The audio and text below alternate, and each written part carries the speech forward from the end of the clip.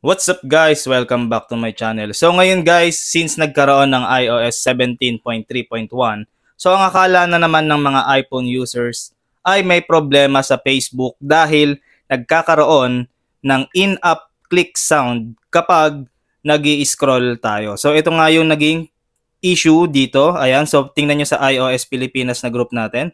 So ito yung isa sa naging issue. Ayan. May issue din ba kayo sa FB app?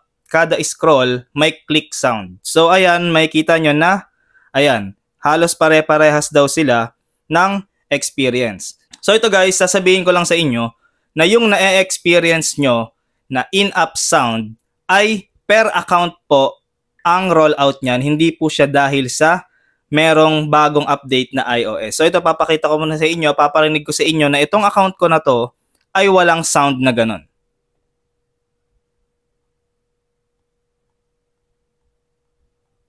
So yun, nakita nyo, tinutukan ko siya ng mic. Walang sound na nangyayari na gano'n. So ngayon, magpapalit tayo ng account. So ito guys, makikita nyo na gamit natin yung isa kong account, yung IETV Tech Shop. So ngayon, mag-i-scroll tayo.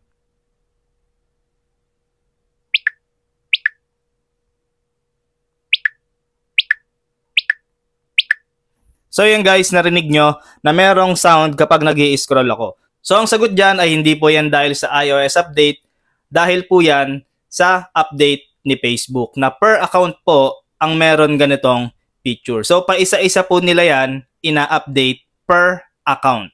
Anyway guys, kung ayaw nyo yung sound na yan, so ganito lang ang gagawin nyo. Punta tayo sa settings, ayan, sa account natin.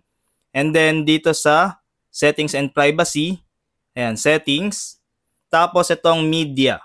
So dito sa media guys, ang gagawin lang natin ay itong in-app sound, i-off lang natin yan. Kung ayaw nyo na makarinig kayo ng ganong sound. For more iOS contents and iPhone tips, follow me here.